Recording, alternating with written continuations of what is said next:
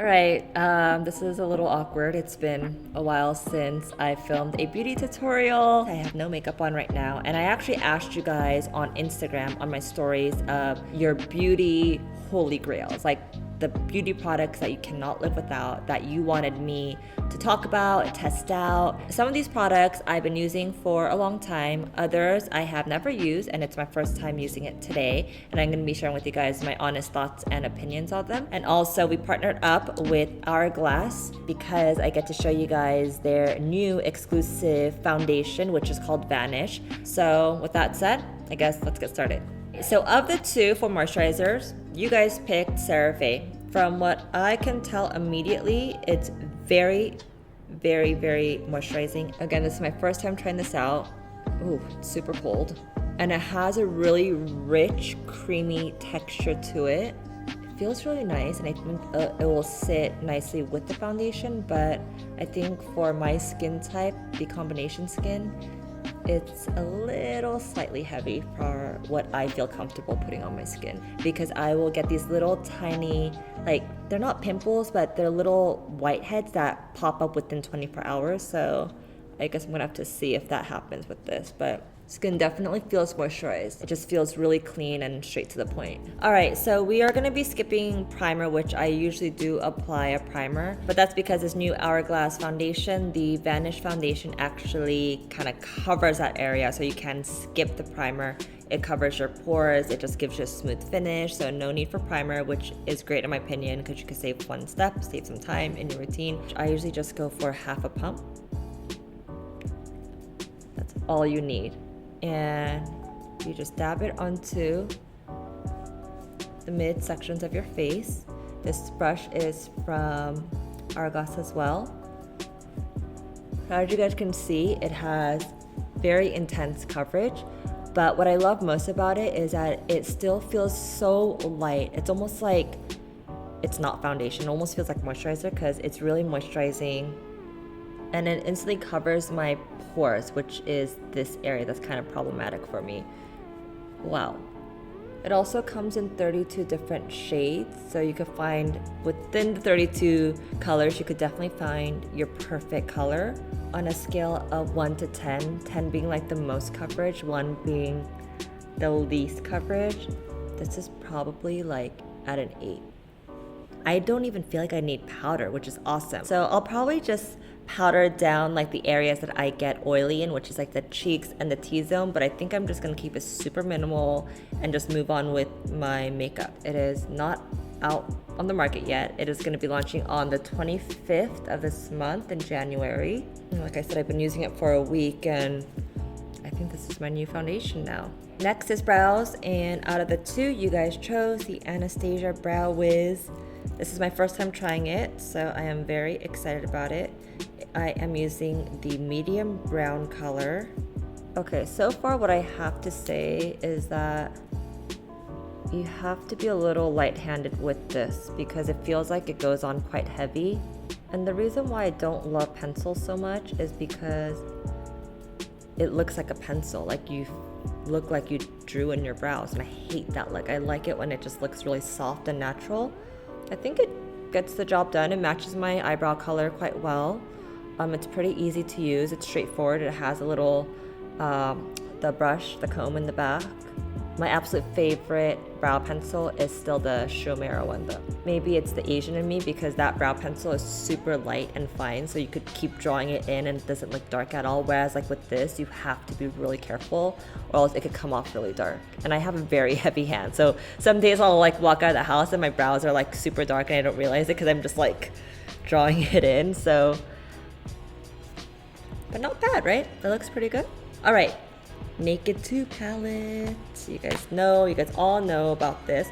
I actually have not used the Naked 2 palette. I've used the Naked 1 palette, but I already love the colors. They're all colors that I would use, which is the taupes and the browns and the coppers and the grays and the blacks. I always start off with bone color to just matte down my lids to give it a even coverage so I could just use it as my base. So now I am gonna go in with Half Baked which is this coppery bronzy metallic color. It's really pretty. Ooh, it's really metallic. Palette that I've been using and loving for a very long time is the Huda Beauty palette. It's a really good palette. There's a lot of like corals and pinks and like good colors for the spring and summer. But I feel like this is really good for the fall and winter. So eyes are done. The shadow is done on my eyes. I'm pretty happy with it. This palette, I have to say, I love it. And although I'm sure a lot of you guys already heard a ton of reviews about it, I have to say they all pretty much live up to the reviews. Like, I love the colors. It works with my skin tone. I think it's really great for Asian skin tone. I never walk out of the house without eyeliner. Eyeliner is like, you do not want to see me without eyeliner. This one is a Stila Stay All Day Waterproof Liquid Eyeliner. Never have used this. It's my first time, but this is the one that you guys voted for. By the looks of this liner, I know I'm already gonna like it because it's a very thin tip, but it's thick on the base. I really have a hard time with liners that are just super thin from front to end because you have to have like the most stable hand to get that perfect line. And if you don't, then your liner is gonna look effed up. It's very strong. So if you don't like thick liners, then you probably should stay away from this because it just kind of goes on thick naturally and dark. I love this liner. This is gonna be my new go-to. And it's waterproof, which is great because I'm always crying for no reason. So I really do love this product. It's really great. All right, next up is this guy you guys chose, the Maybelline Falsies Volume Express. I like the packaging on this because it's so petite. I think it's probably the travel version. It's a thick brush. I actually prefer thick brushes because I like my lashes to look extreme. It actually is not as strong as I would like it. With the fat brush, I feel like I should be able to get away with just maybe 2 or 3 applications, but I feel like I keep applying it on and it doesn't seem to be getting thicker. A favorite mascara of mine that I'm actually using right now is a Tom Ford mascara. It's the Extreme Mascara, and I've been using it for probably the past 3 months, and it really gives me extreme lashes. But for me, if I'm gonna spend my money on something, I really want it to work. But get the job done, I guess. I forgot this. I usually start off with the brow tint. I've been using the Boy Brow from Glossier for the longest time, but a lot of you guys asked me to review this guy, which is Gimme Brow from Benefit. I have not used it before. Ooh, it's teeny tiny compared to the Boy Brow.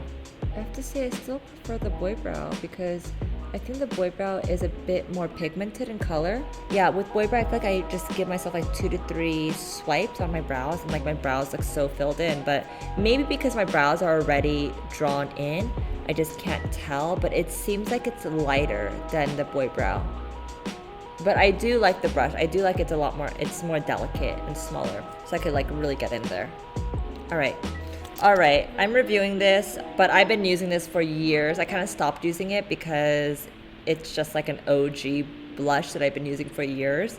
But it's the NARS Orgasm. It's honestly one of my favorite blushes. Like every time I come back to it, I'm like, why did I ever change my blush? Because it's so good.